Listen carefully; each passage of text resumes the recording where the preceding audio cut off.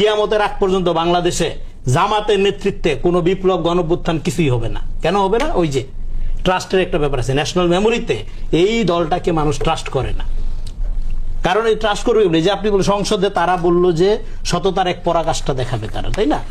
Plot নিবে না, কিচ্ছু নিবে না, তারপরে তাদের এক সহযোগী এমপিকে দিয়ে, যে আবার গণঅভ্যুত্থানের গুরুত্বপূর্ণ ফেস আমাদের, তাকে দিয়ে গাড়ি চাওয়ানো হইল। তারপরে পৌরসভা পরিষদে তাদের জন্য রুম বরাদ্দ, অলরেডি 6 লাখ টাকা করে টাকা বরাদ্দ দেওয়া হয়েছে তাদের এখানে রুম। যদিও এমপিদের অফিসে যদি আপনার পৌরসভার অফিসে এমপিরা যায় যদি বসে, সেখানে পৌরসভা কতখানি স্বাধীনভাবে ফাংশন করবে সেটা তো বোঝাই যাচ্ছে। তো সেইটা চাওয়াটাই অযৌক্তিক ছিল, এগুলো চাওয়া। এবং এই যে আপনি এখন যেটা সংসদে হাসাহাসি হচ্ছে, ওয়াশিং মেশিন, পর্দা টর্দা নিয়ে এগুলো।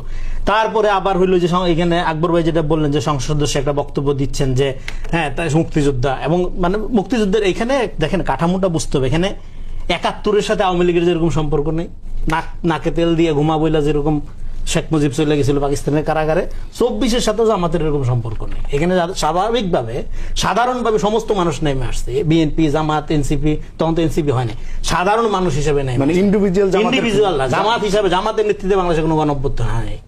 তখন তো জামাত সাংগঠনিকভাবে নিষিদ্ধ ছিল।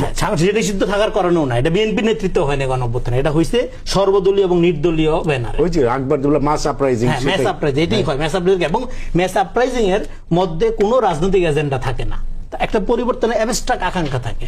সেই পরিবর্তন হওয়ার পরে এইবার 71-কে হাসিনা যেভাবে মুক্তিযুদ্ধ বিরোধী রাজনীতির ক্ষেত্রে ব্যবহার করছে, তারাই 18 মাসে 24-কে সে ব্যবহার করে। 24-কে কেন্দ্র করে এখানে একটা ডিভিশন আমরা দেখতে পেলাম, বিএনপি 24-এর গাদ্দার, নির্বাচন চাইলে জুলাই গাদ্দার, সংস্কারের আগে নির্বাচন চাওয়া মানে জুলাই বিরোধী, শহীদের রক্তের, এমন কোন রেটরিক্স নাই। যেটা হাসিনার কাঠামো কোনটা, নির্বাচনবিহীন ক্ষমতা, সেটা তো তারা ধরে রাখার জন্য আপ্রাণ চেষ্টা করছিল, সমস্ত রকম প্রচেষ্টা তারা রাখছিল, সেটাও জনগণ ব্যর্থ করে দিয়েছে।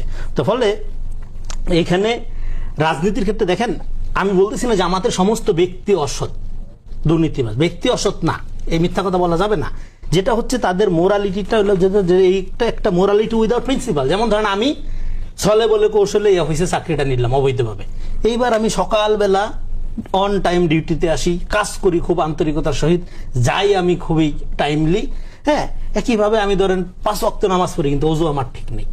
ইবাদত যেরকম হবে না, জামাতের মোরালিটির চর্চাটাও এরকম। এই কারণে যে আপনাদের অসঙ্গতি, সে মুখে বইলা ফেলে আবেগে যে কিছুই লাগবে না আমার, সে চলবে কেমনে, কিছু লাগবে না।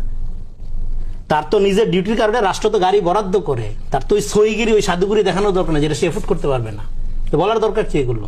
হ্যাঁ, আপনি দুর্নীতি কমাবেন, কমাবেন, কিন্তু আপনার যে কাঠামোগত যে সমস্যাটা, এই জন্য আপনার মেন্ডেল নামে একজন বিখ্যাত ফিলোসফার, সে বলছে it is not enough to speak the truth, one must be in truth.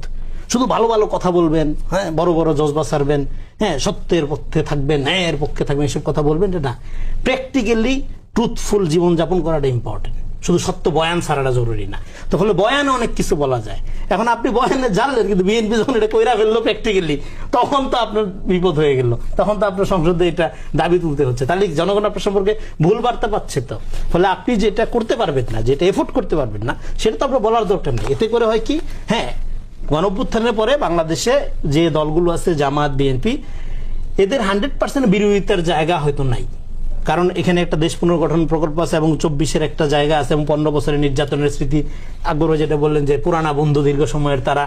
ফলে সমস্ত বিষয়ে আপনি 100% বিরোধিতার জায়গা পাবেন না। ফলে এই বিরোধিতার জায়গাটা না থাকার কারণে আপনি বিএনপি খারাপ, আপনি ভালো, হ্যাঁ, এবং আপনি একটা পিউরিটিয়ান জায়গা শো করার মধ্য দিয়ে বিএনপিকে ডিফেম করে সেখানে একটা ভাঙন ধরানোর চেষ্টা করা, বা বিএনপির জনপ্রিয়তাকে আপনি, হ্যাঁ, কোনো না কোনোভাবে একটু ডাউন করে নিজের দিকে নিয়ে আসা, এবং নিজেকে ওইভাবে ধরেন এন্টি ইন্ডিয়ান পলিটিক্স বলেন, ইসলামী মূল্যবোধের পলিটিক্স বলেন, যেগুলো বিএনপির স্ট্রং পয়েন্ট, সে সবগুলোকে নিজের মধ্যে ধারণ করে বিএনপিকে একটা অন্যদিকে ঠেলে দেওয়ার চেষ্টা করা, এই ধরনের ন্যারেটিভ বাংলাদেশ আর ওয়ার্ক করবে না।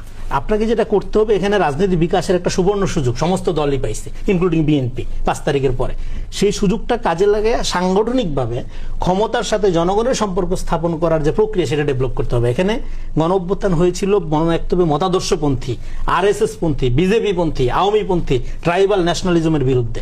এখানে রাজনীতিটা হবে মূল্যবোধ ভিত্তিক, যেটা আমরা বলি। এবং তারেক রহমান ব্যক্তি, তারেক রহমান, খালেদা জিয়া, জিয়াউর রহমান, এই ব্যক্তিদের পূজা করার কোনো দরকার নেই, বিএনপির আদর্শের পূজা করার দরকার নেই। যেটা করতে হবে নীতির পূজা।